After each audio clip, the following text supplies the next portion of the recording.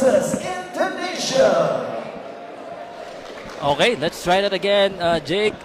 This is the co-main event of the night for PMI Bohol Boxing Promotions. Kumambalaran 24, Evan Bacosa Pacquiao versus Reynold Christian Kundimang of Indonesia. Woo! Ito na ang hinihintay ng lahat. Tumunog na yung bell. Ibig sabihin, Round bakbaka na. Round number 1. Naka-orange po si Eman Pacquiao Bacosa. Ay nako, mukhang palaban. No, maraming excited dito, lalo na sa Bohol, talagang inaabangan nila. Naka-orange po si Eman Bacosa and ang Indonesian. Siyempre, gusto nitong makatalo ng isang anak ng legend. Uy, ano yun? Nalaglag yung mouthpiece. Natanggal agad ng mouthpiece.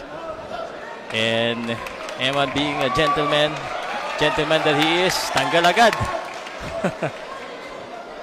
Natanggal agad ang mouthpiece.